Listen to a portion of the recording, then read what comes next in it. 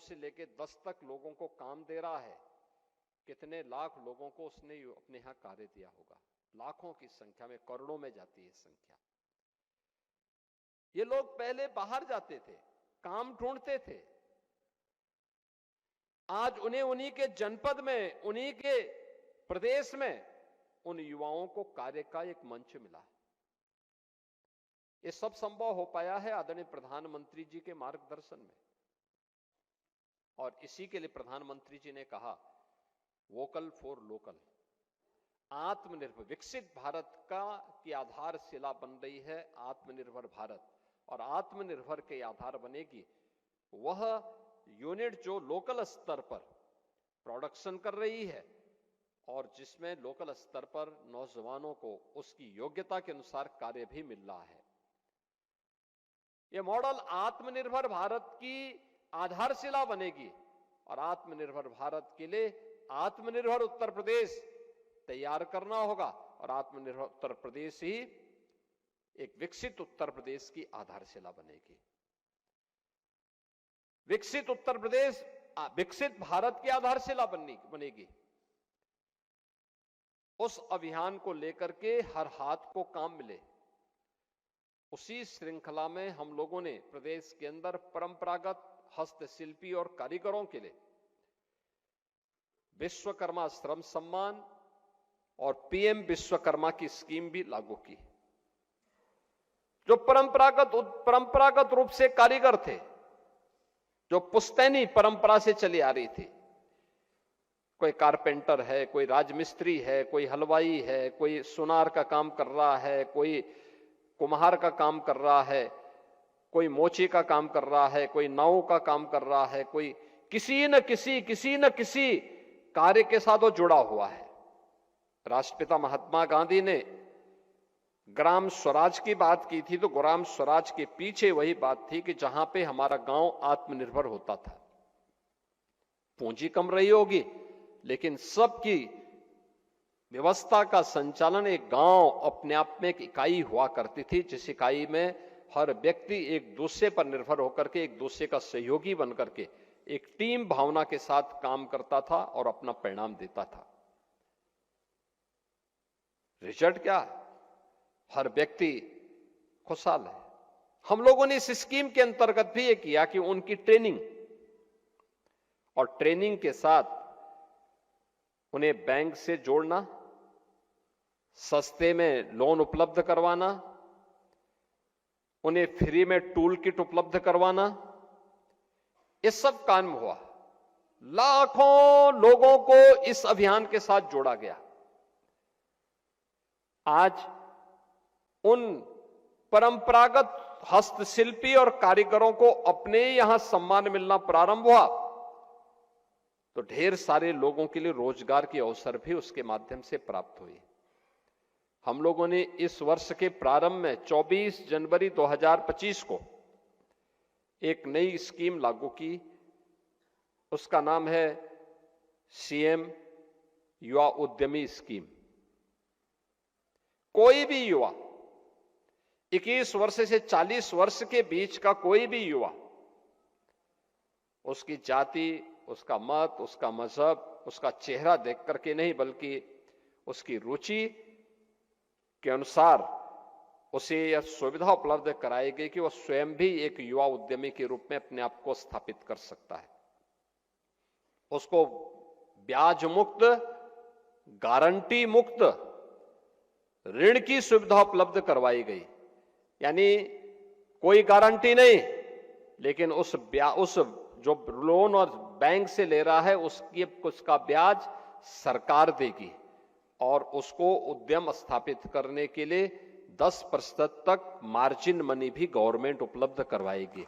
और मुझे बताते हुए प्रसन्नता है, अब तक 70,000 से अधिक युवाओं ने इस स्कीम के साथ जुड़ करके, सीएम युवा उद्यमी स्कीम के साथ जुड़ करके स्वयं के उद्यम स्थापित करने की दिशा में काम करना प्रारंभ किया है। यानी ये अलग अलग स्तर पर रोजगार की सुविधा निजी क्षेत्र में है। सरकार ने अपने स्तर पर भी रोजगार उपलब्ध, नौकरी उपलब्ध करवाने की कार्रवाई की। पिछले 8 वर्ष के अंदर उत्तर प्रदेश पुलिस में, अकेले उत्तर प्रदेश पुलिस में 2,19,000 भर्तियां हम लोगों ने की और उत्तर प्रदेश के युवाओं को इसके माध्यम से सरकारी नौकरी दी। अकेले उत्तर प्रदेश के अंदर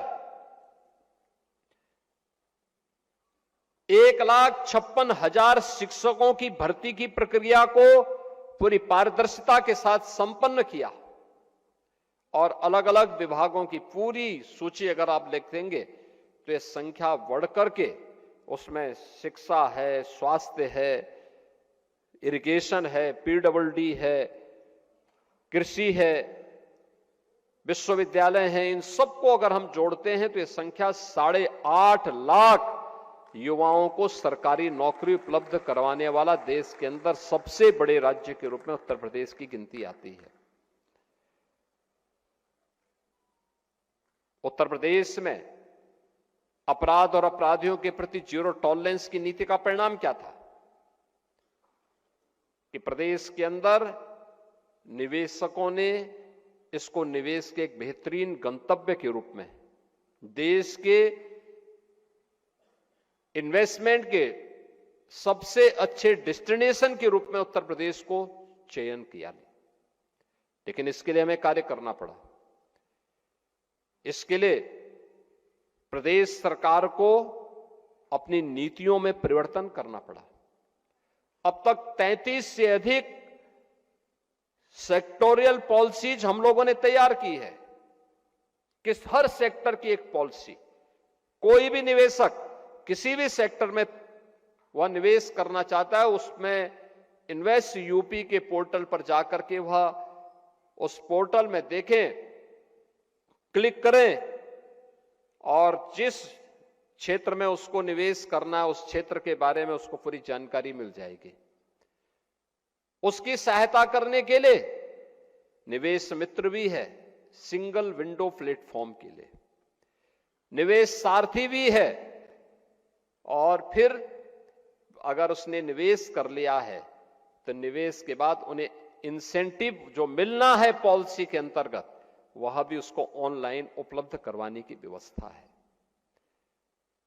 1947 से लेकर 2017 तक जितना प्रदेश के अंदर इंडस्ट्री को 70 वर्षों में इंसेंटिव नहीं मिला होगा, अकेले 8 वर्ष में उससे ज्यादा हम लोगों ने इंडस्ट्री को दिया है जिन्होंने प्रदेश के अंदर निवेश किया है। परिणाम है 15 लाख करोड़ रुपए की निवेश के प्रस्ताव प्रदेश के अंदर आज जमीनी धरातल पर उतरे हैं। 60 लाख से अधिक युवाओं को अपने ही क्षेत्र में, अपने ही प्रदेश में काम मिला है।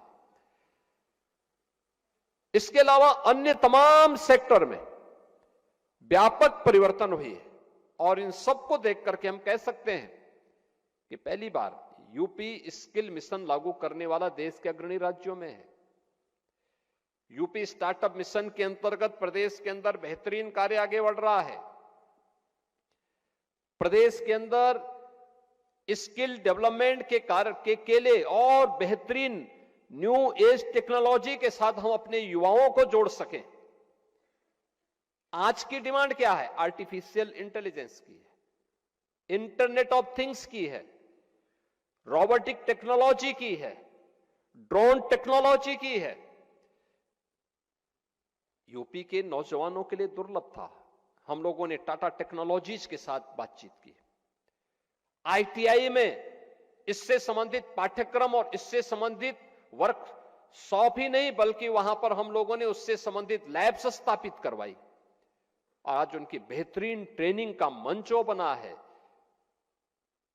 हब एंड स्पोक मॉडल पर युवाओं को तैयार किया जा रहा है और इस नई चुनौती के लिए नए समय की टेक्नोलॉजी को अपनाने के लिए यूपी के नौजवानों के लिए प्लेटफॉर्म उपलब्ध करवाएगा। क्या परिणाम है? आज यूपी के नौजवानों की मांग दुनिया के तमाम देशों में हो रही है।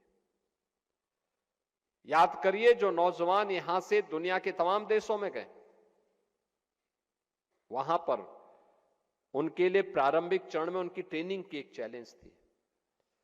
हमारे सामने चीजें आती थी कि दुनिया के अंदर मांग इस नई टेक्नोलॉजी के तहत उस प्रकार की वर्कफोर्स की है, तो उस प्रकार की वर्कफोर्स को तैयार करना, उसकी ट्रेनिंग देना। लैंग्वेज की प्रॉब्लम होती है तो लैंग्वेज के बारे में दिखाना, उनके बारे में उसको बताना। अगर वह जर्मन जा रहा है तो उसको जर्मन भाषा के बारे में जानकारी होनी चाहिए, फ्रेंच जा रहा फ्रेंच की जानकारी होनी चाहिए, स्पेन जा रहा है स्पेनिश के बारे में उसको जानकारी होनी चाहिए, जापान जा रहा है जापानीज के बारे में उसको जानकारी होनी चाहिए। अगर वह दुनिया के किसी भी अन्य देश में जा रहा है, उस देश के अनुसार उसको ट्रेनिंग, वहां की भाषा के अनुरूप उसको ट्रेनिंग देने का कार्यक्रम, और भाषा के अनुसार ट्रेनिंग देने के कार्यक्रम के साथ राज्य सरकार ने जब इसको जोड़ा, बड़े पैमाने पर उत्तर प्रदेश का युवा आज उस कार्यक्रम के साथ आगे बढ़ रहा है। और उत्तर प्रदेश के अंदर स्वयं भी हम लोगों ने अपना स्वयं एक कॉरपोरेशन हम गठित कर रहे हैं युवाओं के लिए। कोई भी युवा जो यूपी के अंदर कार्य करेगा उसको न्यूनतम मजदूरी देने की गारंटी, न्यूनतम वेतन देने की गारंटी देने वाला राज्य बन रहा है उत्तर प्रदेश। अब ये नहीं हो सकता है, आप देखना कुछ ही दिनों के अंदर हम इस बात को सुनिश्चित कर रहे हैं कि किसी भी व्यक्ति को, वह प्रदेश के अंदर किसी भी क्षेत्र में काम करने वाला व्यक्ति हो, अगर उसने श्रम और सेवा योजन के इस पोर्टल का उपयोग किया है, नियुक्ति पाने वाला और नियोक्ता भी दोनों को उसके साथ जुड़ना होगा। और ये सुनिश्चित किया गया है कि कोई भी नियोक्ता इस चीज को सुनिश्चित करेगा कि वह उस कार्मिक को पूरा वेतन उपलब्ध करवाएगा। उसके जो भी चार्जेज होंगे वह गवर्नमेंट उसको अतिरिक्त उसको देगी, लेकिन किसी भी कर्मचारी का या किसी भी कार्मिक के वेतन में कोई कटौती नहीं करेगा। और यह व्यवस्था हम उसके माध्यम से सुनिश्चित करने जा रहे हैं, एक बेहतरीन व्यवस्था जिससे किसी भी युवा का शोषण न होने पाए। और यह व्यवस्था हमारे कॉरपोरेशन के माध्यम से, जो श्रम और सेवा योजन विभाग के माध्यम से बहुत जल्दी इसको हम आगे बढ़ाने जा रहे हैं। इसके माध्यम से हर व्यक्ति को रोजगार की गारंटी भी होगी, नौकरी की गारंटी भी होगी, और उसको आगे बढ़ने का भी एक प्लेटफॉर्म मिलेगा। आज मुझे प्रसन्नता है कि रोजगार महाकुंभ इस अवसर को आगे बढ़ाने का एक माध्यम है। इंडस्ट्री जब स्वयं एम्प्लॉयमेंट लेने के लिए जाए तो ये देखना चाहिए कि वास्तव में उन युवाओं को उस प्रकार की ट्रेनिंग देने का काम हमारी संस्थाएं पहले से तैयार करें। इंस्टीट्यूशन को इंडस्ट्री के साथ जोड़ने का काम, आईटीआई में किस प्रकार के सर्टिफिकेट कोर्सेज होने चाहिए, पॉलिटेक्निक में किस प्रकार के डिप्लोमा के कोर्सेज होने चाहिए, हमारे इंजीनियरिंग और तकनीकी संस्थानों में किस प्रकार के डिग्री कोर्सेज हमें प्रारंभ करने चाहिए, यह इंडस्ट्री और मार्केट की डिमांड के अनुसार हमें तय करने पड़ेंगे। अगर मार्केट की demand artificial intelligence, internet of things, drone technology और रोबोटिक की है तो हम उसके अनुसार ट्रेनिंग दें।